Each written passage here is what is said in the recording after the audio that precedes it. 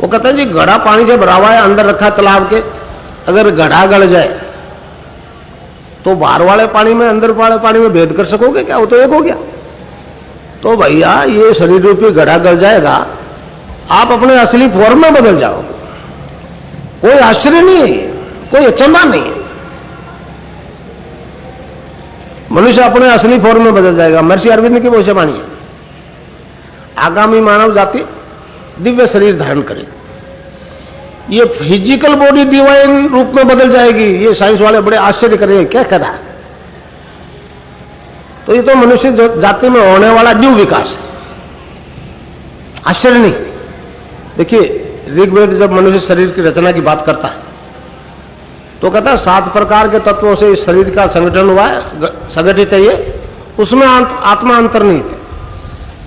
और फिर जब वो अलग अलग तत्व की बात करता है, सेल्स की बात करता है, तो पहले मैटर से शुरू करता है, अन्न से बनने वाले कोष, ठोस पदार्थ से शुरू करता है वो, अन्न से बनने वाले कोष, अन्नमय कोष, प्राणमय कोष, मनोमय कोष और विज्ञानमय कोष, फिर आनंदमय कोष, चित्तमय कोष और सत्यमय कोष। तो इस प्रकार 7 कोषों में से 4 कोष खूब चेतन हो गए, अन्न, प्राण, मन और विज्ञान। तो इस आराधना से पहले आपका आनंदमय कोष चेतन हो जाएगा, फिर सत्य में चित्त में पहुंच जाओगे, फिर सत्य में पहुंच जाओगे। तो इस प्रकार 7 कोष चेतन हो जाएंगे, आप अपने असली रूप में बदल जाओगे। कोई जादू नहीं, कोई करिश्मा नहीं, क्रियात्मक विकास है आपका।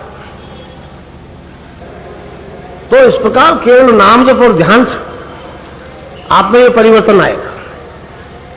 अब मनुष्य को ईश्वर का स्वरूप क्यों मानना है?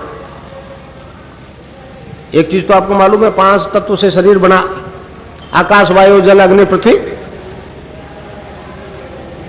और जब सारा ब्रह्मांड आप में है, ब्रह्मांड में है, जो ब्रह्मांड में वो पिंड में, वो पिंड में वो ब्रह्मांड में, तो जब सारा ब्रह्मांड आप में है तो फिर आकाश तत्व तो ऊंचे ऊंचे स्थान को कहेंगे। इसको योगियों ने सहस्रार की संज्ञा दी।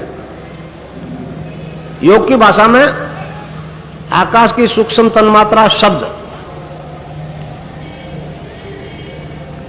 हमारे संतों ने, ऋषियों ने उसको पकड़ा, उसका नाम रख दिया ओम। अब देखिए वो ओम अर्थात ईश्वर, आकाश की सूक्ष्म तन्मात्रा, वो अब रूप बदलते हुए नीचे आ रहा है। आकाश से वायु प्रकट होती है, उसकी सूक्ष्म तन्मात्रा स्पर्श, वायु से अग्नि प्रकट हुई, उसकी सूक्ष्म तन्मात्रा स्वरूप, अग्नि से जल प्रकट हुआ, उसकी सूक्ष्म तन्मात्रा स्वाद, और जल से पृथ्वी प्रकट हुई, उसकी सूक्ष्म तन्मात्रा गंध। इस प्रकार पृथ्वी में 5 तत्व है और पृथ्वी से हम सब पैदा हुए। इस तरह से वो परम तत्व ओम अर्थात ईश्वर रूप बदलते बदलते इस रूप में आके बैठ गया, इसलिए ईश्वर का स्वरूप माना है। अब इस प्रक्रिया को उल्ट दो, एक एक तत्व को जीतते हुए, ऊपर उठते हुए, ऊर्ध्वगमन करते हुए यहां अपने असली स्वरूप में क्यों नहीं बदल जाओ?